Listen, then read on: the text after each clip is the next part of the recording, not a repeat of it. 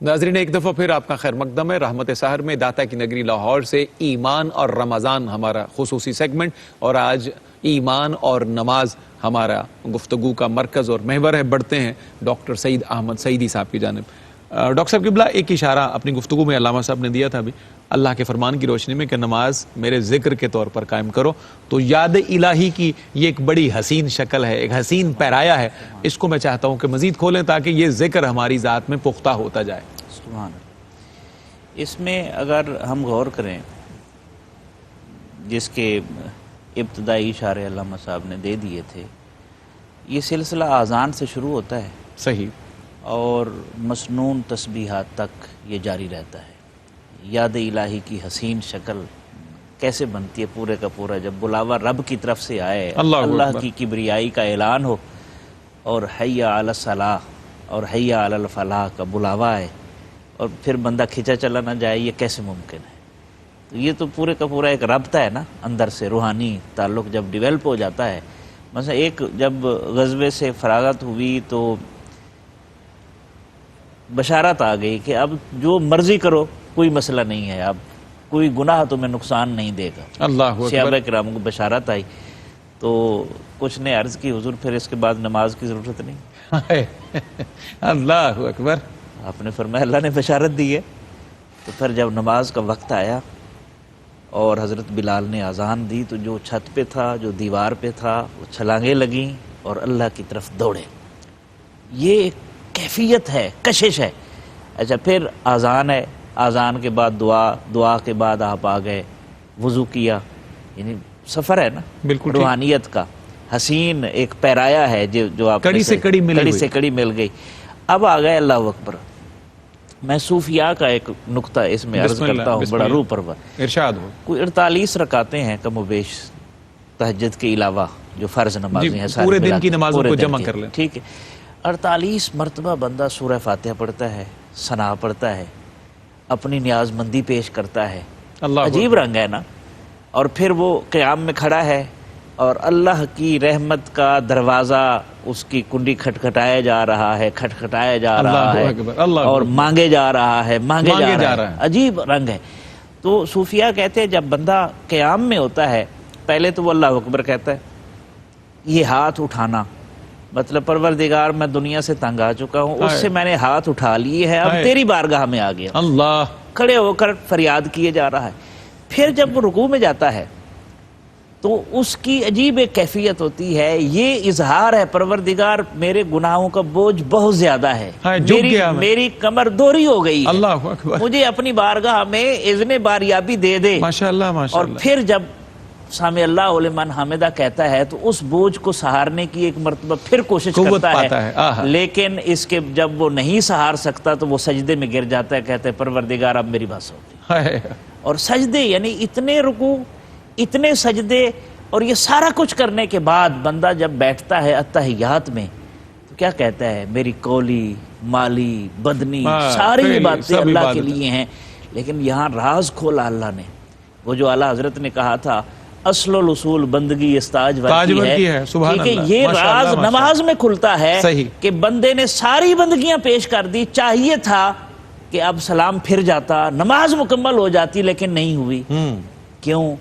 اللہ فرماتا ہے بندے جس طرح تو نے میری بارگاہ میں 3 تحفے پیش کیے ہیں، میرے حبیب کی بارگاہ میں بھی 3 تحفے پیش کر، تاکہ تجھے احساس ہو کہ تو اس قابل نہیں تھا کہ میری بارگاہ میں شرف پاتا، یہ ان کی نسبت ہے کہ میں نے تجھے اپنی بارگاہ میں آنے کا شرف بخشا ہے۔ اور یہی وہ بات ہے، امام غزالی رحمۃ اللہ علیہ کہتے ہیں کہ جب نمازی اس مقام پر پہنچے تو سن وَأَحْدِرْ فِي قَلْبِكَ النَّبِيَّ وَشَخْصَ کریم فَقُلْ السَّلَامُ عَلَيْكَ أَيُّهَا النَّبِيُّ رحمۃ اللہ وبرکاتہ۔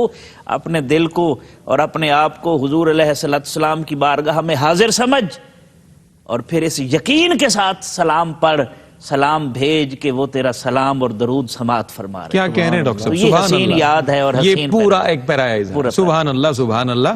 حافظ صاحب قبلہ، جس طرح نماز کی اہمیت کی بات ہوئی، فرضیت کی بات ہوئی، برکت کی بات ہوئی، اب نماز نہ پڑھنے والوں کے لیے بھی اللہ اور اس کے رسول نے وعید بھی نازل کی، حکم بھی ارشاد فرمائے، تو چند چیدہ بولٹس کی صورت میں آپ ضرور ارشاد کیجئے۔ رمضان کا مہینہ ہے تاکہ عمل کا رستہ ہمیں لینا آسان ہو جائے. جی جی نبی رحمت صلی اللہ علیہ وآلہ وسلم نے نماز کو دین کا ستون قرار دیا ہے. درست. اور آپ نے یہ بھی ارشاد فرمایا ہے کہ جس نے گویا کہ نماز قائم نہیں کی اس نے اس ستون کو منہدم کرنے کی کوشش کی, عمارت ہی ڈھا دی. جی بالکل. جیسا آپ نے انٹرو میں اس بات کی طرف اشارہ کیا تھا کہ پوری کی پوری ایمان کی عمارت جو ہے وہ نماز پر کھڑی ہے, اور جس شخص نے نماز ہی قائم نہیں کی گویا کہ اس کا ایمان جو ہے وہ اللہ کی بارگاہ میں وہ شرف قبولیت نہیں پائے گا جو تقاضا ہے پانا چاہیے. بالکل ٹھیک. پھر آقا کریم صلی اللہ علیہ وآلہ وسلم نے نماز نہ پڑھنے والوں کو بہت زیادہ یعنی جہنم کے عذاب کا بھی آپ نے ذکر فرمایا, اور قرآن مجید میں اس کا ذکر ہے کہ جب جہنمی جہنم میں جائیں گے اور لوگ پوچھیں گے کہ آپ جہنم میں کیوں آئے, تو وہ کہیں گے لم نکو من المصلین, ہم نماز نہیں پڑھتے تھے اور اس نماز نہ پڑھنے کی وجہ سے ہمیں جہنم کی یہ سزا جو ہے وہ برداشت کرنا پڑی. اور آقا کریم صلی اللہ علیہ وسلم جب معراج کے لیے تشریف لے گئے تو جن لوگوں کو عذاب ہو رہا تھا ان میں ان لوگوں کا بھی ذکر ہے کہ جو اللہ کے حضور اپنی پیشانی کو خم نہیں کرتے اور اللہ کی بارگاہ میں حاضری نہیں دیتے.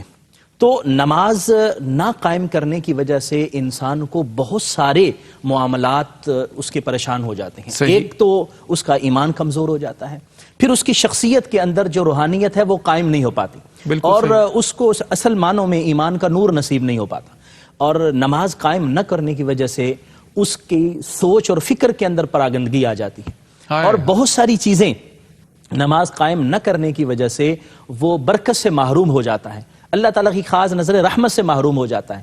اور پھر نبی رحمت صلی اللہ علیہ وآلہ وسلم جس کو فرمائیں کہ قرۃ عینی فی الصلاۃ, میری آنکھوں کی ٹھنڈک نماز میں ہے, اور وہ اس فیض سے بھی محروم ہو جائے تو وہ کتنا بد نصیب انسان ہوگا کہ جو آقا کریم صلی اللہ علیہ وسلم کو بھی خوش نہیں کر سکا. اور پھر نماز کی ایک فضیلت یہ بھی ہے کہ وہ ایک نماز کے دوسرے درمیان جو وقفہ ہے, اگر انسان سے کوئی خطائیں سرزد ہوتی ہیں اللہ وہ بھی معاف کر دیتا ہے, اور جو شخص نماز قائم نہیں کرتا اس کا مطلب ہے کہ وہ گناہوں کا بوجھ لادتا رہتا ہے اپنے اوپر اور اکٹھا کرتا رہتا ہے اور اس کو ختم کرنے کی طرف نہیں جاتا. تو گویا نماز قائم نہ کرنا یہ نحوست کو ہی دعوت دینا ہے, اس میں کسی طرح کی کوئی 1% کی خیر کی بات نہیں ہو سکتی. درست فرمایا آپ نے, بہت شکریہ حافظ صاحب. علامہ صاحب قبلہ, رمضان المبارک ہے, ایک کے بدلے 70 کا وعدہ ہے اللہ رب العزت کا دنیا میں. یہ تو شاید ہماری تسلی کے لیے ہو, اس کی نگاہ اور اس کے فضل سے جب بندہ پار ہو تو پھر 70 کیا اور 700 کیا اس کا کوئی شمار نہیں ہے. سجدہ ریزیوں کا مہینہ ہے, جبین نیاز خم کرنے کا مہینہ ہے.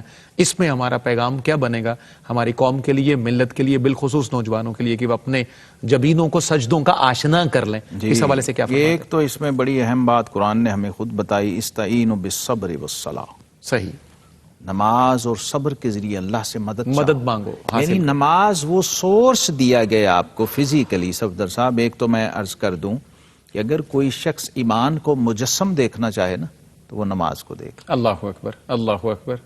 اور اسی طرح خود کو بھی چیک کر لے اسی کسوٹی پر کہ میرے ایمان کی حالت کیا ہے. بالکل ٹھیک, وہ اپنی نماز کو دیکھ لے. اس کو پیرامیٹر بنا لے. ایک تو ہے نا نماز کو ترک کر دینا. جی, قرآن نے کہا فوائل للمصلین, نمازی بھی ہلاک ہو گئے, الذین هم عن صلاتهم ساہون, پڑھ کے بھی. ایک تو وہ تارک صلاۃ ہو گئے, ان کو تو مسئلہ ہی الگ ہو گیا, یہ پڑھ کے بھی برباد ہو گئے. حضرت امام غزالی رحمۃ اللہ علیہ نے لکھا ہے کہ ایک بزرگ تھے, نماز میں 36 سال تکبیر اولیٰ قضا نہیں تھی.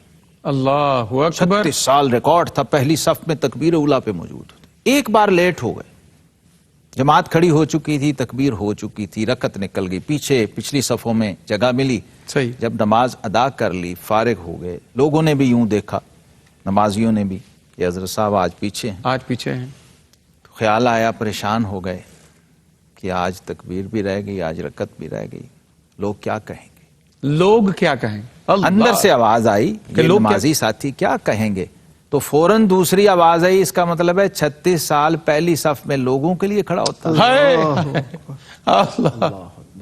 یہ خشوع فی الصلاۃ اور اخلاص کے تحت امام غزالی رحمہ اللہ نے لکھا ہے, جو ہی یہ دوسری آواز اس اللہ کے ولی کو آئی تو انہوں نے اپنی 36 سال کی نمازیں لوٹائیں اور دوبارہ. یہ تو میں لوگوں کے لیے پڑھتا رہا. اللہ میری توبہ. اللہ, وہ عمل جو لوگوں کے لیے کیا جائے فرمایا وہ شرک ہے, اور جو لوگوں کے لیے ترک کیا جائے وہ ریا ہے. حضرت فضیل بن عیاض رحمۃ اللہ تعالی فرمایا, لوگ کہاں سے آ گئے بھائی عبادت میں, معبود کے ساتھ ڈیل کرتے ہوئے اس میں غیر اللہ اور اللہ کے سوا کوئی کیسے داخل ہو سکتا ہے اور انٹر ہو سکتا ہے؟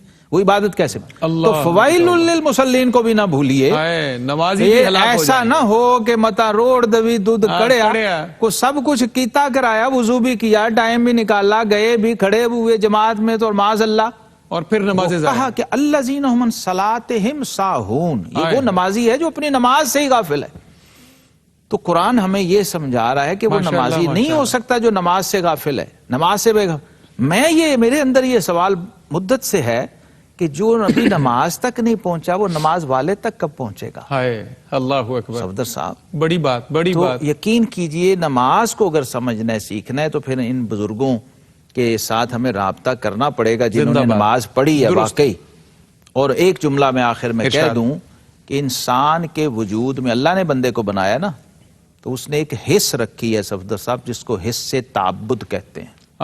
حص تعبد، وہ عبادت کی حص ہے، اور وہ اللہ کی ساری مخلوق میں اللہ رب العزت نے قرآن میں فرمایا وَإِن مِّن شَيْءٍ إِلَّا يُسَبِّحُ بِحَمْدِ وَلَٰكِن لَّا تَفْقَهُونَ تَسْبِيحَهُ، کائنات کی ہر چیز میری نماز میں ہے، اور حدیث پاک میں ہر شے کی نماز ہے، لِكُلِّ شَيْءٍ صَلَاةٌ، ہر اللہ نے جو چیز پیدا کی ہے نا اس کی ایک نماز ہے، اور ان میں سے اکثریت کی نماز ہے سبحان اللہ و بحمدہ، سبحان اللہ العظیم۔ اور اس نماز کا فیض یہ ہے کمال صفدر صاحب، نماز آپ پڑھ رہے ہوتے ہیں، فائدہ بے نمازی کو بھی ہو رہا ہوتا ہے۔ اللہ، کچھ نمازیں ایسی بھی ہیں جس سے جو کفایہ بھی ہوتی ہیں، کچھ کیا کہنے جناب، چلو کچھ گھروں میں بیٹھے بھی ہوئے ہیں تو اسے پڑھنے والے کا صدقہ وہ بھی محفوظ ہے، گناہگار وہ بھی نہیں ہو رہے کیونکہ حضرت نے جو پڑھ لی۔ جی بالکل ٹھیک۔ تراویح میں کفایہ جماعت کر دی نا، نماز جنازہ کو بھی کفایہ کیا فرض عین، کچھ نے پڑھ لی، اسی طرح اعتکاف کو بھی سنت کفایہ رکھا، کچھ بیٹھ گئے، باقیوں کو گھر میں بیٹھے فیض پہنچ رہا ہے۔ یہ بھی نماز کی برکت ہے۔ بالکل صحیح۔ انہی کیفیات کے ہجوم میں ناظرین آگے بڑھتے ہیں کلام کی جانب۔ حافظ احمد رضا ہمارے ساتھ موجود ہیں، بسم اللہ فرمائیے، ایک نغمہ محبت چھیڑیے۔ جی میں پیش کرتا ہوں۔ حضور ایسا کوئی انتظام ہو جائے، حضور ایسا کوئی انتظام ہو جائے، سلام کے لیے حاضر غلام ہو جائے، سلام کے لیے حاضر غلام ہو جائے، میں صرف دیکھ لوں ایک بار صبح طیبہ کو، میں صرف دیکھ لوں ایک بار صبح طیبہ کو، بلا سے پھر میری دنیا میں شام ہو جائے، بلا سے پھر میری دنیا میں شام ہو جائے، حضور آپ جو چاہے تو کچھ نہیں مشکل، حضور آپ جو چاہے تو کچھ نہیں مشکل، سمٹ کے فاصلہ یہ چند گام ہو جائے، حضور آپ جو سن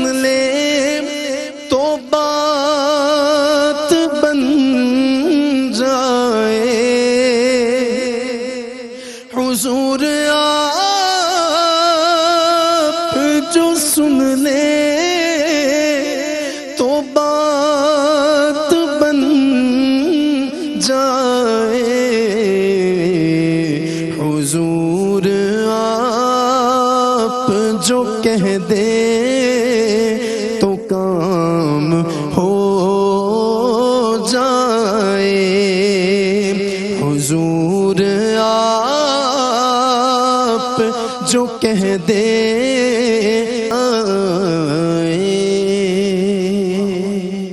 آمین اللہم آمین. جناب سمیع رحمانی کے انہی کلمات پر آمین کہتے ہوئے ہم بڑھ رہے ہیں رحمت سحر میں ایک اور وقفے کی جانب.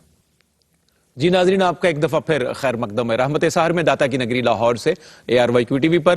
اور ہماری خوش بختی ہے کہ جب ٹرانسمیشن ہمارے مکرم چیئرمین مشفق اور مہربان جناب حاجی عبدالرؤف صاحب خود بھی ملاحظہ کر رہے ہوں, انہی کی فرمائش, انہی کا ایک حکم ہے نعت شریف کے لیے میں مدینے چلا. حاضریوں کے دن ہیں, زیارتوں کے دن ہیں, بارگاہ تاجدار نبوت میں جانے کے دن ہیں اور قدمین شریفین میں درود شریف پڑھنے کے دن ہیں.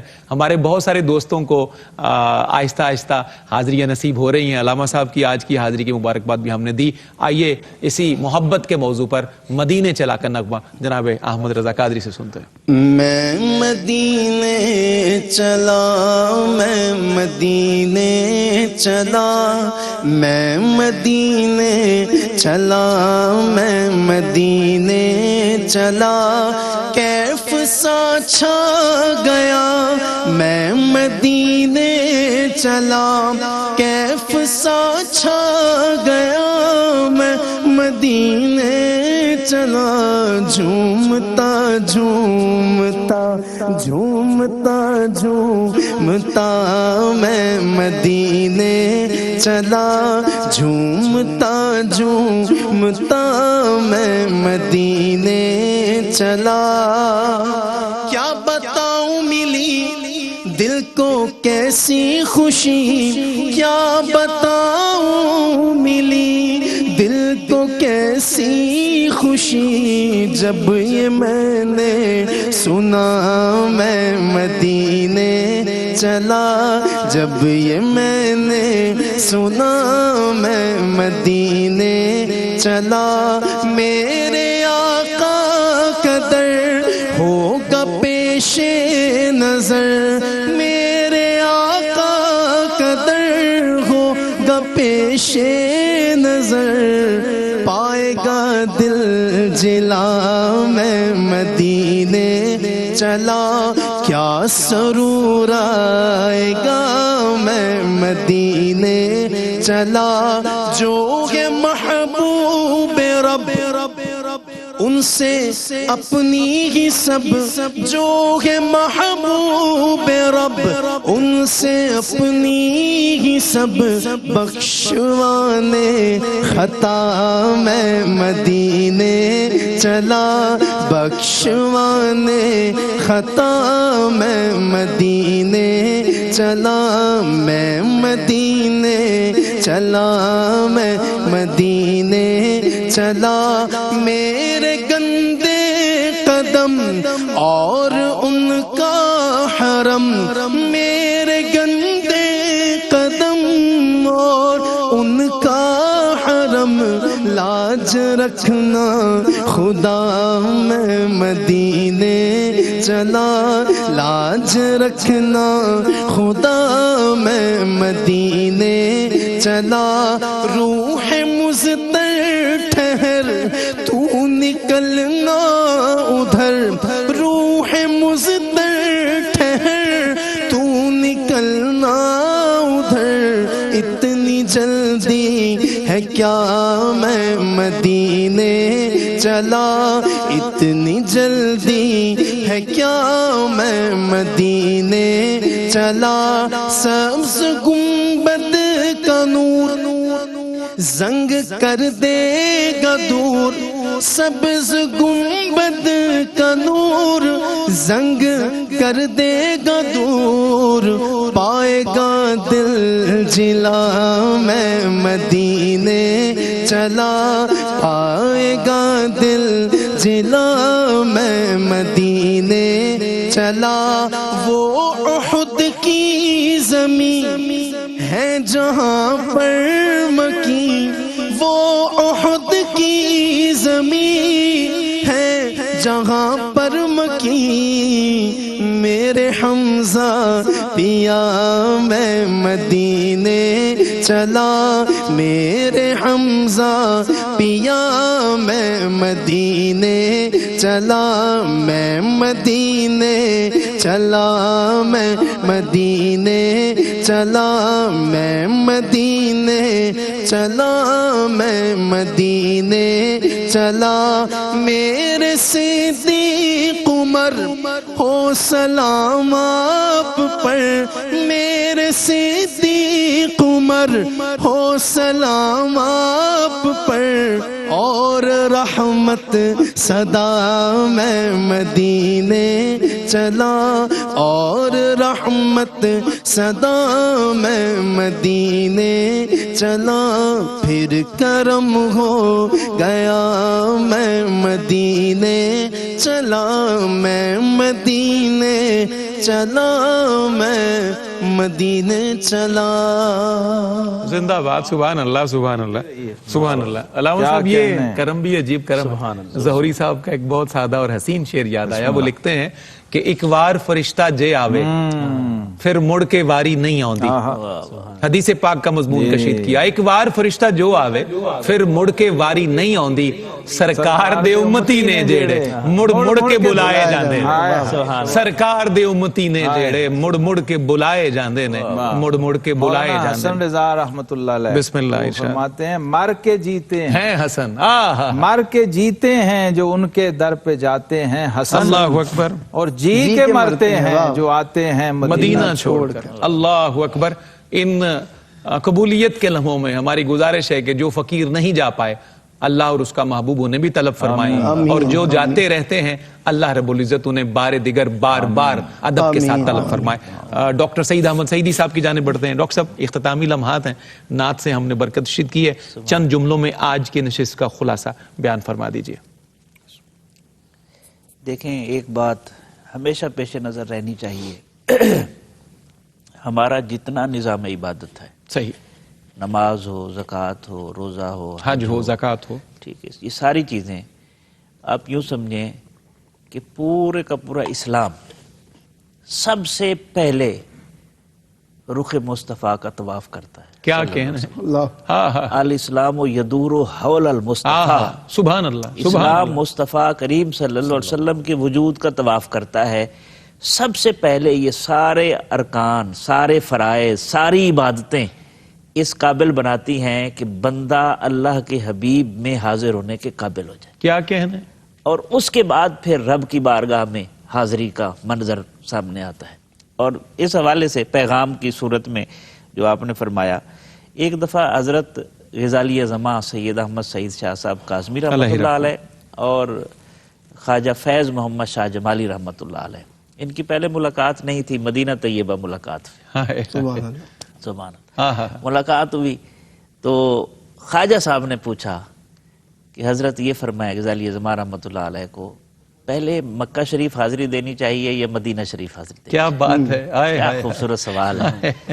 تو غزالی زماں رحمۃ اللہ علیہ بڑا عجز و انکسار تھا, فرمانے لگے اگر میرے جیسا بندہ ہے تو اسے پہلے مکہ شریف حاضری دینی چاہیے, پاک صاف ہو لے, اور اس کے بعد اللہ کے حبیب کی بارگاہ میں حاضری اللہ صلی اللہ علیہ وسلم. اور اگر آپ جیسی شخصیت آئے تو پہلے سیدھا ہی مدینہ پاک آیا, پہلے ہی پاک صاحب ہے, اور پھر جا کے پھر خیرات لے کے اللہ کی بارگاہ میں. کیا کہنے ڈاکٹر صاحب, زندہ باد. اور یہی بات ایک اور بزرگ نے کہی, کسی نے پوچھا کوئی خاص نقطہ بتا دیں حاضری کا, وظیفہ. انہوں نے کہا جب آپ مکہ شریف میں جائیں اور طواف کریں تو درود شریف پڑھیں کثرت سے, اور جب مدینہ شریف جائیں حاضری پیش کر لیں تو وہاں بیٹھ کے اللہ کا ذکر کریں, کلمہ شریف پڑھیں. کلمہ شریف. شیخ القرآن نے مسئلہ پوچھا تھا, علامہ عبد الغفور ہزاروی رحمۃ اللہ علیہ نے سائیں گوہر دین رحمۃ اللہ علیہ سے. بالکل ٹھیک. تو انہوں نے فرمایا, عرض کرنے لگے شیخ القرآن حضرت الٹ نہیں ہو گیا, مطابقت نہیں بن رہی.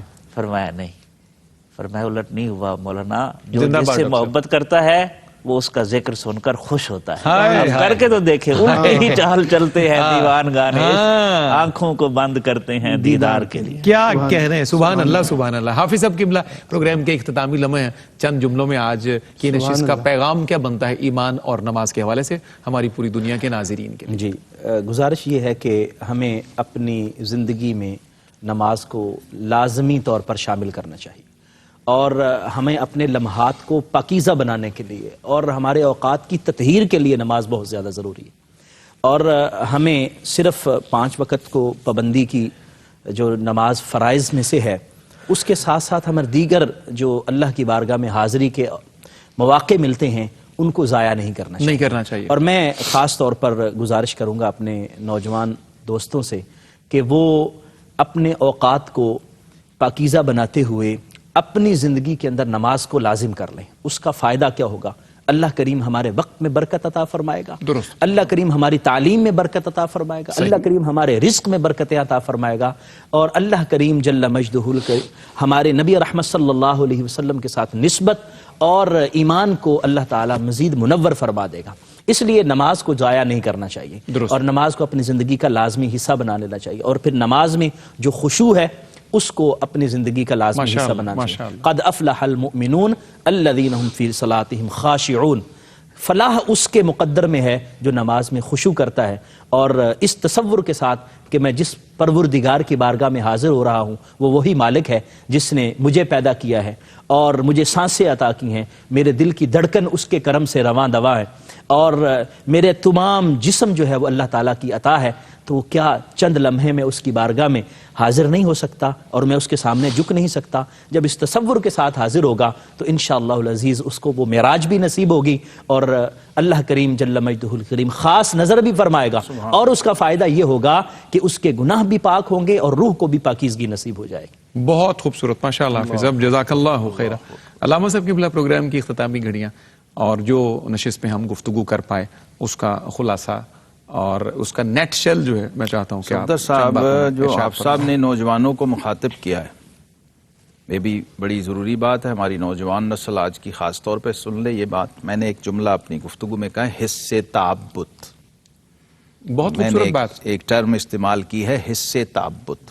ہمارے وجود میں جتنی رگیں اور جتنے حواس ہیں نا, ان سب کو بھوک لگتی ہے, اور ان سب کا اپنا اپنا کھانا اور رزق ہے, الگ الگ سے. بالکل ٹھیک. ہم کھانے پینے کو تو جانتے ہیں نا, جو بھوک, پیٹ کی بھوک ہے وہ سب جانتے ہیں. یہ بڑی خوبصورت اور قیمتی, اور ہمارے دماغ کو بھی بھوک لگتی ہے صفدر صاحب, ہمارے قلب کو بھی بھوک لگتی ہے, ہماری روح کو بھی بھوک لگتی ہے, اور وہ جو ہماری حصے تعبد ہے نا, وہ ہمارے قلب و روح کا احاطہ کیے ہوئے ہے. بالکل ٹھیک. تو آپ سوچئے کہ آپ کے وجود میں سب سے قیمتی چیز روح ہے. اگر آپ اس سے زندگی میں ایک بار بھی اسے سراب نہیں کر سکے, اسے پانی کا ایک گھونٹ بھی نہیں پلا سکے, کھانے پینے کو نہیں دیا, کوئی ایک لقمہ غذا کا نہیں دے سکے, اور اس کی غذا نور ہے صفدر صاحب, روح کی غذا نور ہے.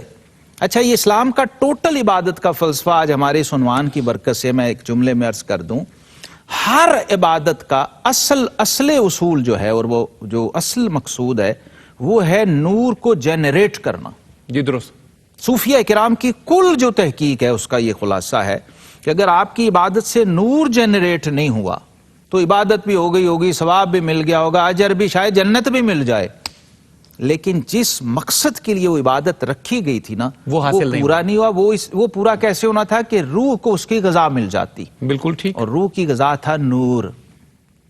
صرف عبادت نہیں کرنی, اپنی عبادت سے نور جنریٹ کرنا ہے. وہ نور جنریٹ ہوگا تو وہ آپ کے ہی اندر جائے گا, آپ کی روح کو وہ رجا دے گا, سیراب کر دے گا, اور حصے تعبد کو مطمئن کر دے گا. کیا کہیں؟ تو میں سمجھتا ہوں اس شخص سے محروم بندہ دنیا میں پیدا ہی نہیں ہوا جس نے نماز نہیں پڑھی, اور جس نے اپنی حصے تعبد کو, اور یہ حصے تعبد کا تعلق صرف مسلمان سے نہیں ہے, یہ ہر انسان. دیکھیے ہر مذہب کا آدمی کہیں نہ کہیں کسی عبادت گاہ میں جا رہا ہے, وہ اصل میں اس حصے تعبد کی بھوک مٹانے نکلا ہوا ہے. بالکل. تو علامہ اقبال رحمت اللہ علیہ کا شعر, ڈاکٹر صاحب نے جو باتیں کہیں وہ تازہ ہو گیا, اور وہاں جو اس نور کی روح ہے اور اس نماز کی روح ہے, ماشاءاللہ ماشاءاللہ, وہ اس شعر میں ہے کہ شوق تیرا اگر نہ ہو میری نماز کا امام, شوق تیرا اگر نہ ہو میری نماز کا امام, میرا قیام بھی حجاب, میرا سجود بھی حجاب. زندہ باد.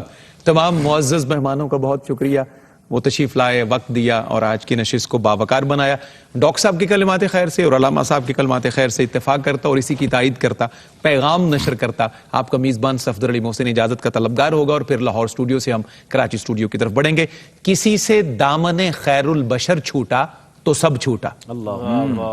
کسی سے، ڈاکٹر صاحب آپ نے کہا تھا نا کہ اسلام حضور علیہ السلام کے رخ جانا کا طواف کرتا ہے، تو اسی سے یہ زیادہ راہ مل گیا فقیر کو۔ کسی سے دامن خیر البشر چھوٹا تو سب چھوٹا، قسم ذات خدا کی یہ اگر چھوٹا تو سب چھوٹا، قسم ذات خدا کی یہ اگر چھوٹا تو سب چھوٹا۔ علامہ صاحب شعر دیکھیے، جو کعبہ دل میں آنکھوں میں مدینہ چاہیے ورنہ، جو کعبہ دل میں آنکھوں میں مدینہ چاہیے ورنہ، ادھر چھوٹا تو سب چھوٹا، ادھر چھوٹا تو سب چھوٹا۔ علامہ صاحب، جو کعبہ دل میں، ڈاکٹر صاحب قبلہ ہے اور ادھر بھی خوب، ہائے ہائے ہائے، جو کعبہ دل میں آنکھوں میں مدینہ چاہیے ورنہ، دونوں جانوں میں یہ ضروری چیزیں چاہیے۔ جو کعبہ دل میں آنکھوں میں مدینہ چاہیے ورنہ، ادھر چھوٹا تو سب چھوٹا، ادھر چھوٹا تو سب چھوٹا۔ ڈاکٹر صاحب شعر دیکھیے، در فردوس ہو باب حرم ہو یا در کعبہ، در فردوس ہو باب حرم ہو یا در کعبہ، اگر اس سرور عالم کا در چھوٹا تو سب چھوٹا، اگر اس سرور عالم کا در چھوٹا تو سب چھوٹا، اگر اس سرور عالم کا در چھوٹا تو سب چھوٹا۔ اور خلاصہ کلام علامہ صاحب، ڈاکٹر صاحب، حافظ صاحب اور احمد بھائی، سرے محشر خوشا قسمت جو سایہ ان کے دامن کا، سرے محشر خوشا قسمت جو سایہ ان کے دامن کا، اگر پایا تو سب پایا، اگر چھوٹا تو سب چھوٹا، اگر پایا تو سب پایا۔ ڈاکٹر صاحب قبلہ اسی بات کو دہرا کر اجازت کا طلبگار، سرے محشر خوشا قسمت جو سایہ ان کے دامن کا، سرے محشر خوشا قسمت جو سایہ ان کے دامن کا، اگر پایا تو سب پایا، اگر چھوٹا تو سب چھوٹا۔ کسی سے دامن خیر البشر چھوٹا تو سب چھوٹا، قسم ذات خدا کی یہ اگر چھوٹا تو سب چھوٹا۔ بھائی سبحان اللہ، کیا کہنے، سبحان اللہ، حضور بنا، جزاک اللہ۔ ماشاءاللہ، ماشاءاللہ۔